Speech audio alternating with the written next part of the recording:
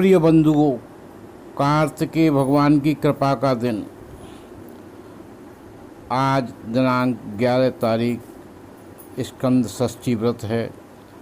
संतान प्राप्ति हो या अपनी प्रगति की राह तैयार करनी हो, सभी मनोकामनाओं की पूर्ति के लिए भगवान कार्तिकेय की कृपा आवश्यक है।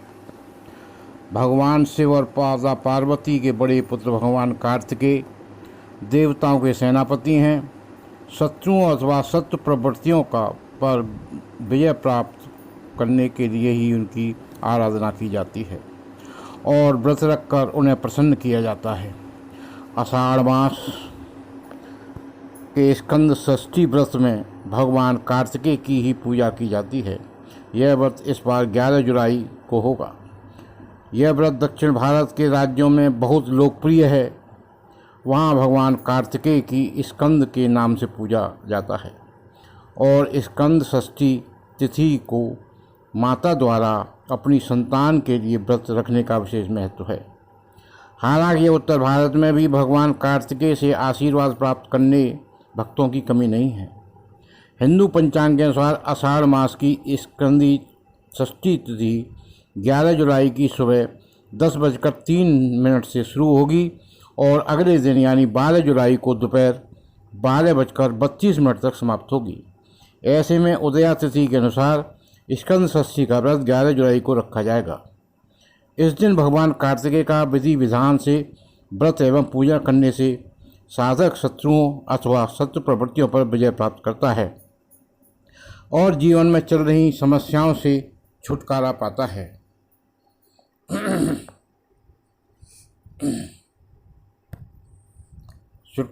है।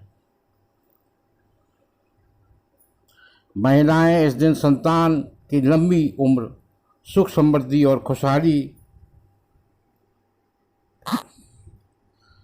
खुशहाली के लिए व्रत रखती हैं। संतान प्राप्ति की इच्छा के लिए भी स्कंद षष्ठी का व्रत विशेष फलदायी होता है। कथा क्या है?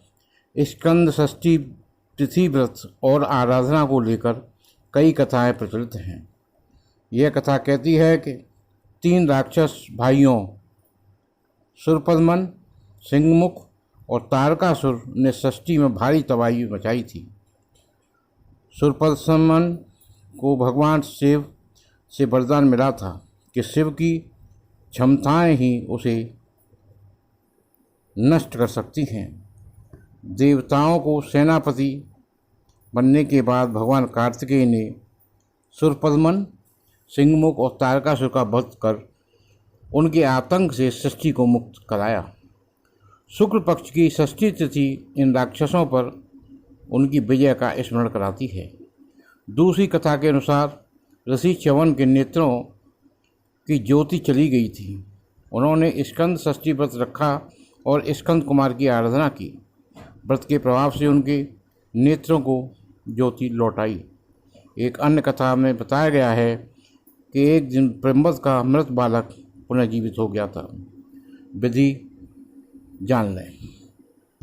स्कंद षष्ठी के दिन ब्रह्म मुहूर्त में उठकर शुद्ध जल से स्नान करें। करने के बाद एक चौकी पर लाल कपड़ा बिछाकर भगवान कार्तिकेय के साथ साथ उनके माता पिता भगवान शिव एवं पार्वती देवी और प्रथम पूज्य गणेश जी की मूर्तियां स्थापित करें। भगवान कार्तिकेय के सामने कलश स्थापित कर धूप एवं दीपक जलाकर पूजा प्रारंभ करें। सबसे पहले गणेश वंदना करें या संभव हो तो अखंड ज्योति जलाएं। इसके बाद भगवान कार्तिकेय को जल चढ़ाकर नए वस्त्र अर्पित करें। फूल या फलों की माला चढ़ाकर फल मिठाई के भोग लगाएं तथा व्रत पढ़ें। व्रत कथा पूरी होने के बाद आरती करें। मान्यता है कि इस दिन किसी विशेष कार्य की सिद्धि के लिए की गई पूजा फलदायी होती है। बोलिए भगवान कार्तिकेय भगवान की जय। आप सभी की मनोकामनाएं पूर्ण हो।